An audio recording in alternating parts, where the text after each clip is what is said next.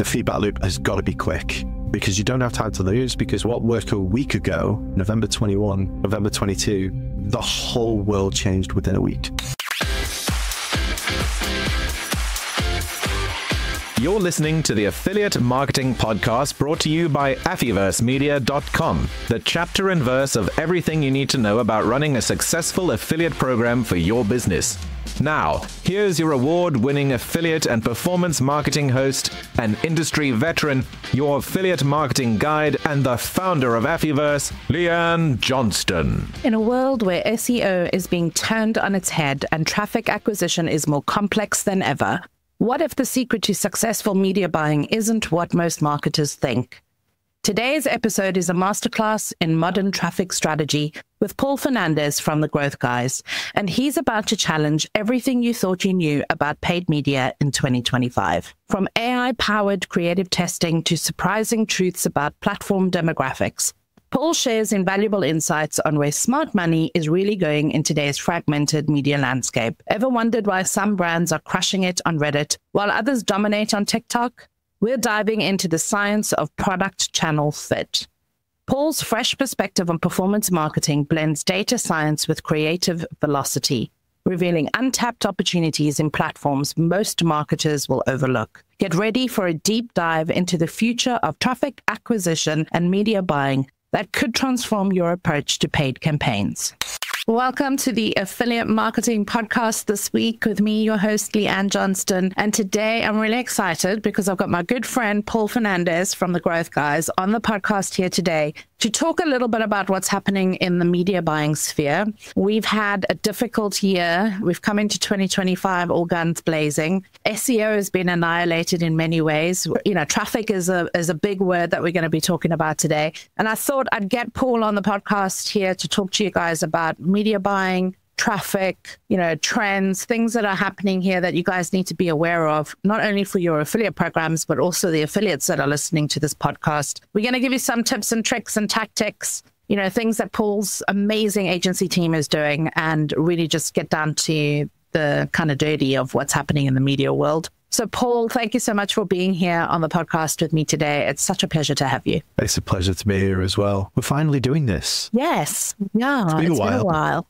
So let's start off by getting you to introduce yourself and your company, The Growth Guys, and then we'll get into some of the kind of like cool things that we want to talk about today. Yeah, cool. So yeah, I'm Paul Fernandez, and I'm one of the co-owners of The Growth Guys. We're a performance marketing agency, primarily dealing with paid media for e-commerce businesses, ranging from $1 million to $10 million a year. We've had some fairly large clients come on board. Last year, we worked with Team GB in the run-up for the Olympics for their e-commerce efforts. And that was amazing. So yeah, primarily we're paid media, but we like to be more of a growth partner for e-commerce clients. So we look at all areas of the customer journey. We look for gaps. We're there to plug those gaps in, but primarily paid media is the driving force behind what we do. I know, and that's why I've got you on this podcast. Yeah. So let's talk a little bit about, what are the top media buying tactics and trends that you're seeing for 2025? We're at the start of the year. We're at the beginning of the year. We are talking about, what are our strategies for this year?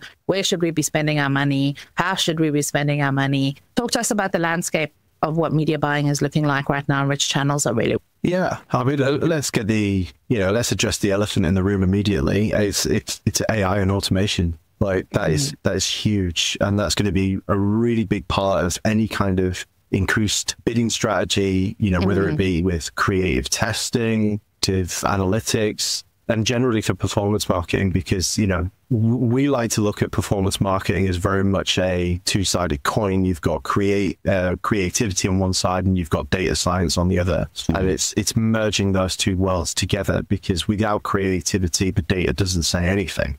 AI is really helping us kind of bridge that gap. A little bit about how, because when I'm speaking to people right now, and I'm sure it's the same for you, some practitioners are like absolutely, thrilled about AI, which I'm guessing you are. And some are like, hang on a moment, I don't want to give it any information because it's going to steal my job one day. So talk to us a little bit about how you guys are kind of leveraging that AI and bringing it into your media buying strategies to optimize and get more efficient. Yeah, I'm mainly speed. It's speeding testing, your ad campaigns, you know, they rise and fall, you know, based on the creativity that you bring to it. So, you know, 70% of any ad campaign is creative. You know, that's what will hook or will bring the buyer in. But there's a science behind that creativity. It's understanding, you know, the creative velocity, looking at ad fatigue, you know, decay of creativity as well within the ad campaign. And AI can actually just work with those metrics in the background to help you find that, you know, that time to fatigue quicker, or time to decay a lot more quickly. So AI is there to optimize us. It's not there to replace us, because, you know, there's two sides of this again. You know, you've got the data side, but you've got this gut instinct as well. And that is what's actually really pivotal in media buying, is having that gut instinct to go, that's not performing. Now is the time I need to switch off, or this looks like it's going to rise. I need to double down. You imagine your sort of self playing at the poker table that is media buying. And it's like knowing when to play that hand. Only you really know how to do that. And that just comes from years of experience. Yeah. So the landscape at the moment, like, how have you started this year? What are you excited about? What do you think is dead in the water that people should be steering away from? Yeah, I think trying to rely too much on third-party data is probably something that's kind of dead in the water. We really need to be optimizing for the first-party data. Again, moving towards the creative being the differentiator in a campaign. I think if you can build better relationships with creative partners, if you're not a creator or don't have a creative mind, which everyone does, by the way, it's whether or not it's a muscle they use regularly enough. But it's, if you don't, and, you know, put it with a creative partner, because I think that relationship between data and creativity is insanely important. So I think creative is going to be the differentiator, and the refresh sort of cycle of that creative is incredibly important as well. You know, being able to move quickly with replacing within your campaigns. So are you using AI for design? Like, are you using some of the like dollies and all of those types of things for the creative like imagery, or are you talking about like, you know, the catchphrase? Because obviously creative is a big term. Are we talking visual images, or are we talking the kind of content and copy that you're using? How are you leveraging AI right now and seeing really good results from it? Yeah, I mean, we're using it across the board. Okay. So we're looking at storyboarding. We're looking at, you know, even data analytics. We're looking at all kinds of things within the paid media journey. But where we're using it best is mainly in optimizing our ideation process. Like, we're not there to create the final product using AI. It's there to just boost our creativity, boost our ideation, and then there to optimize the results and give us that feedback quicker. So we're there using it as purely as a plugin and not as a driver. I do see it being more of a driver in the future for a lot of agencies and a lot of media buyers, and affiliates can definitely be leveraging it. I think it's just to kind of come on to the topic of like, it might take on our job or anything. I think we need to take a pragmatic approach to it. You know, it's here to stay. It's a general purpose technology. We're yet to see the full use of artificial intelligence within our world, and not just paid media, but everywhere else.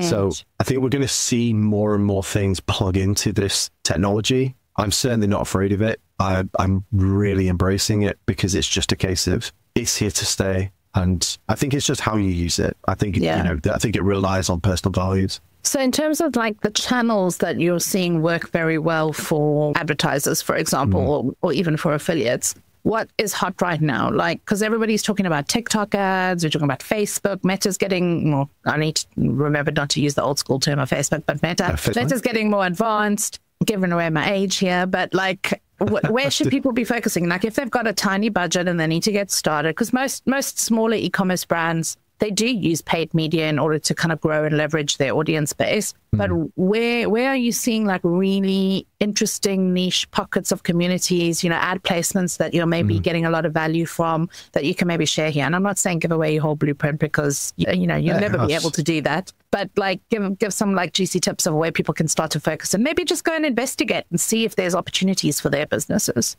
That's exactly the mindset, is investigate, go and test, be quick to fail. You know, that's part of our whole sort of process, really. Yeah. So we have our head process, which is hypothesize, execute, analyze, and then debrief or develop. And it's purely around, again, it's pragmatism. It's just, you've got to go and find these channels and just, I think you've got to, as well, you've got to come a step back and just go, who is my audience? Where are they hanging out? Because for a lot of brands, Reddit ads are fantastic. And so a lot of e-commerce brands, TikTok Shop is incredibly useful. But I think what we would say is never be solely reliant on single channel. So if you are, you know, I'm not saying if you've got like a budget, like $1,000 a month or whatever, go and spread it really thin, but give yourself little pockets of testing budget. Yeah, go and test these platforms and see how things resonate. Once you start seeing those early signals of success, then you double down. But you want to be thinking, I think people need to be thinking multi-channel.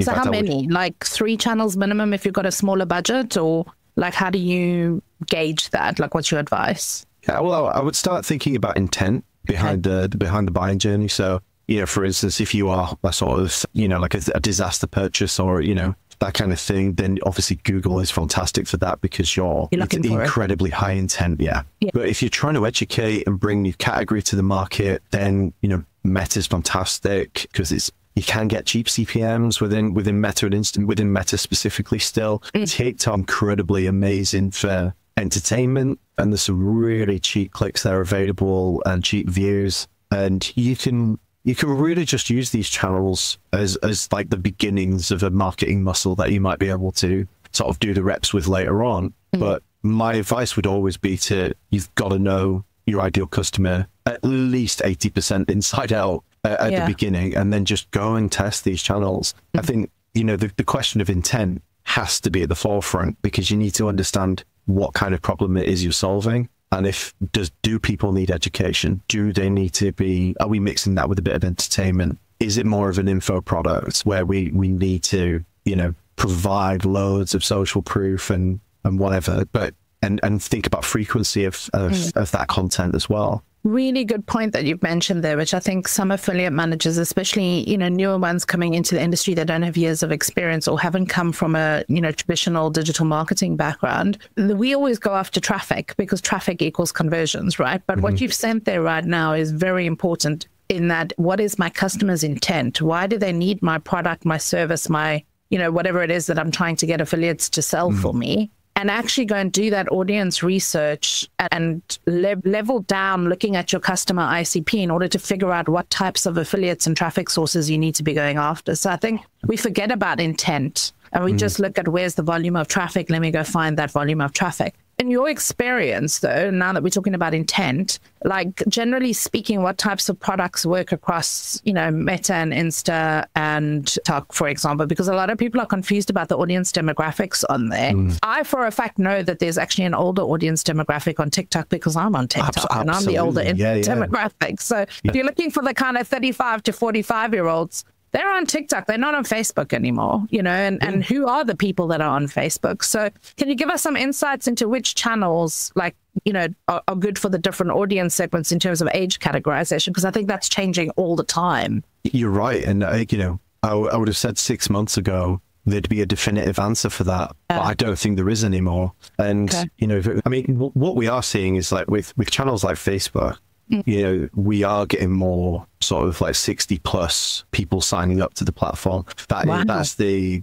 rising demographic for Facebook. Yeah, a lot of the younger generations are leaving or haven't even signed up to that platform. YouTube is incredibly resourceful in terms of traffic and you can target quite well on YouTube as well, and you can get really cheap, like interstitial, you know, advertising on content that's already there and stuff. And the formats are quite, you know, pliable. You don't have to you know, take full on ads. You can do other little things and target by keyword. And, you know, the platform itself, I think, is also the thing that you should look at. So the customer intent, but also what kind of, you know, placements does each platform offer and how do those platforms perform? Because you're at their mercy, really, at the tech that you're advertising. And yes, you've got the budget, but leveraging and using the intelligence that each of those platforms gives you is also part of the battle won, right? Yeah, absolutely. You know, people think about, I need to find product market fit, and you absolutely do to make things sticky. Yeah. But actually, what you're doing in the beginning,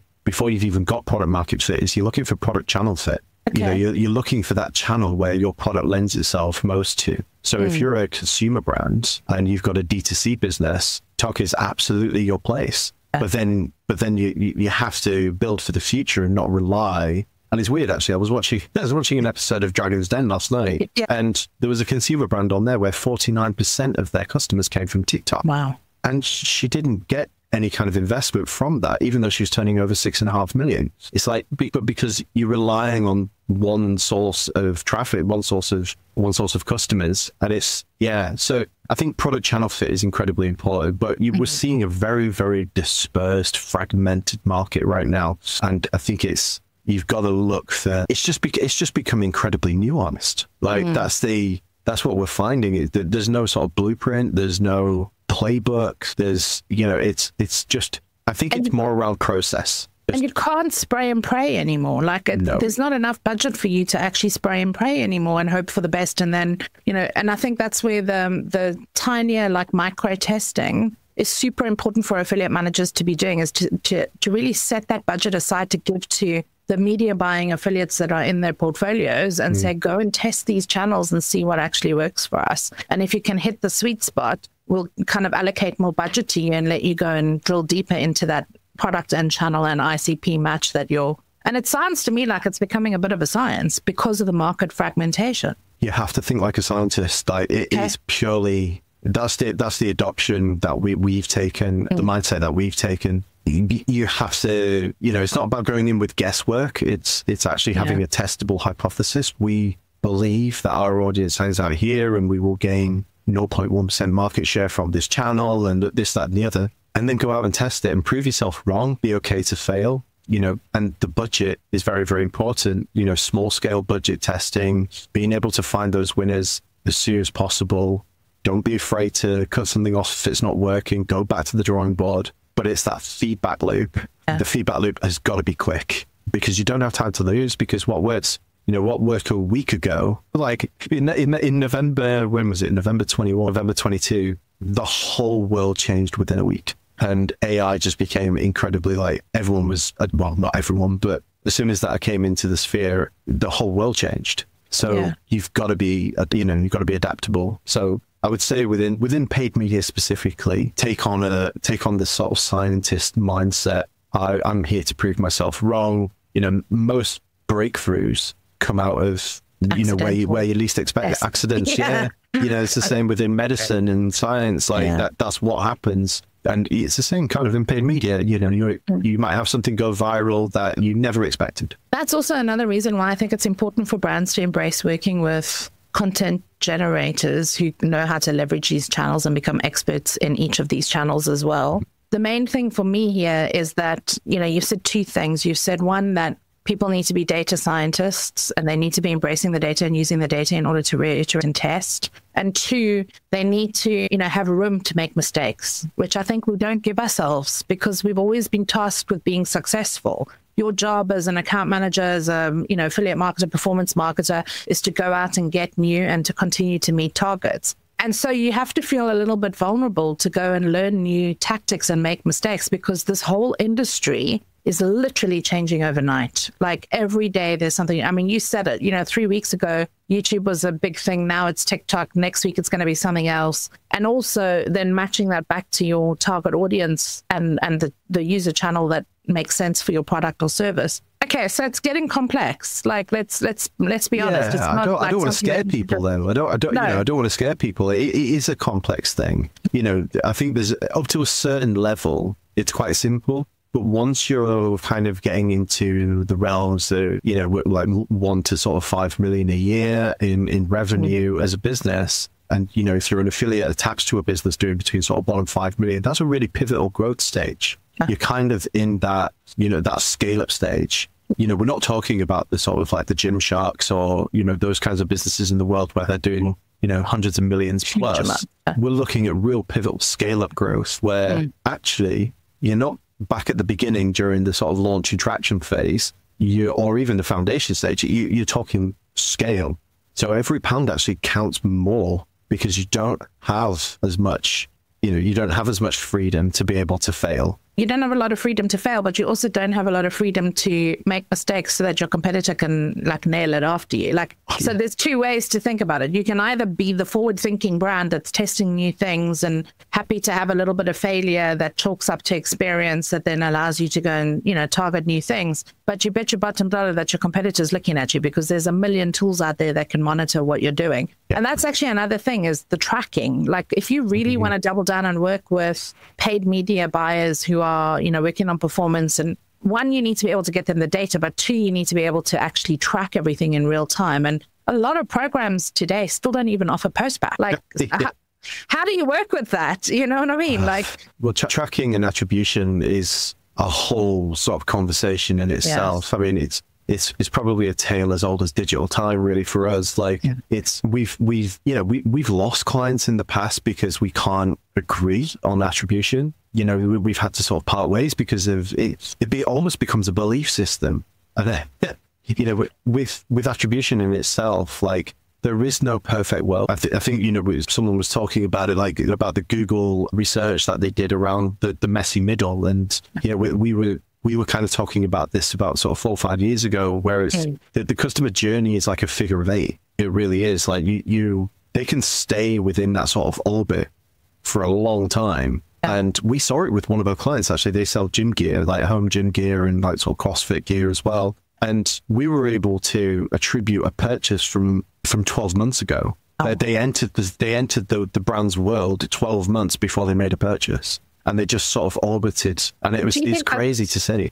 I mean, do you think that's also, you know, a little bit of, because what's been hot topic at the moment is like mixed media modeling as well. But do you think that's also because of socioeconomic things? Like people don't make impulse purchases because we're all kind of suffering with high interest rates, you know, debt, all of that kind of stuff. Do you think that that's impacting the way that media buying needs to be assessed as well at a higher level? Yeah, I think there's two sides to this because it's, you have, on one side, you have to take it into account. You have to take but then there's the other side of it, which is what is your market doing? What is your, you know, if you're targeting the 1%, whereas you're a luxury brand, they might not be experiencing those challenges. In fact, they actually might be locking their money up elsewhere and really growing it that way, but they will still buy things. They still buy things, and it just depends on what kind of product you are. Are you a disposable product? Are you something that people will buy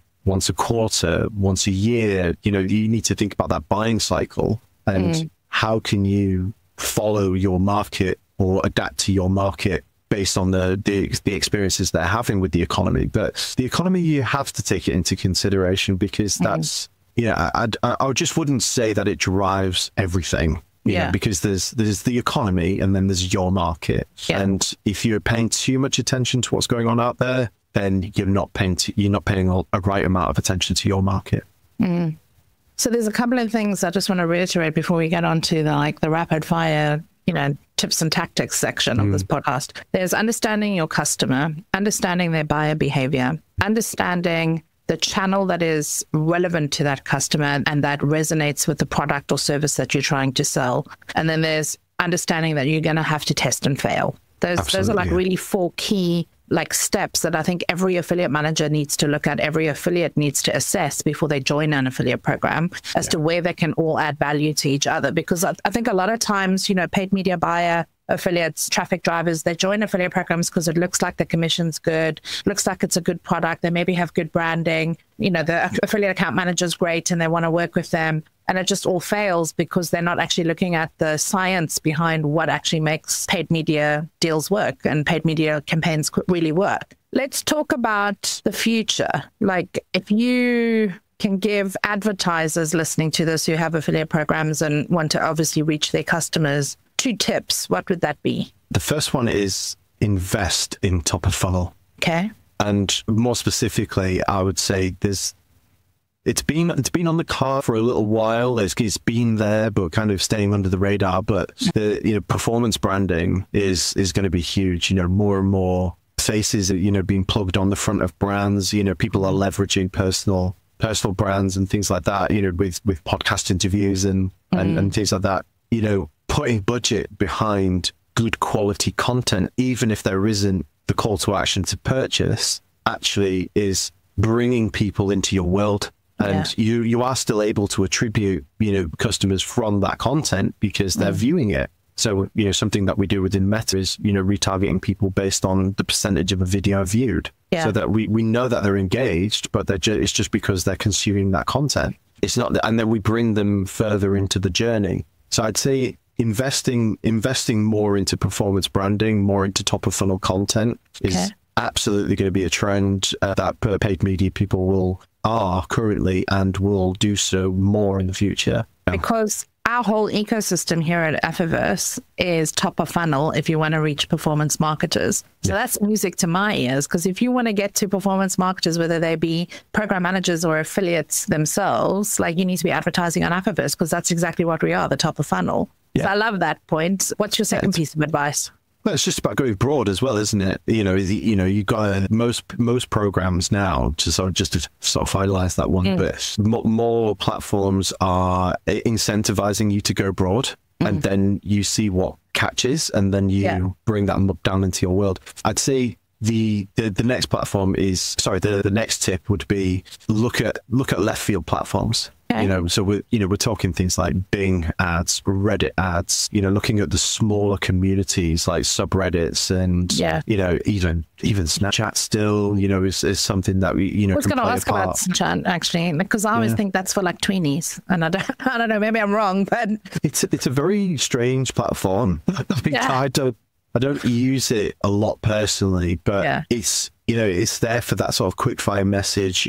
Some people are just messaging each other based on, a picture that they might just snap on a walk or whatever, but you can still advertise on that platform, and it is there to capture some of that market for you. But then going back to sort of traditional media, so I think TV ads are still going to be quite prevalent for the time to come. But then you're looking at streaming services as well. So, over in America, you've got Walmart Connect.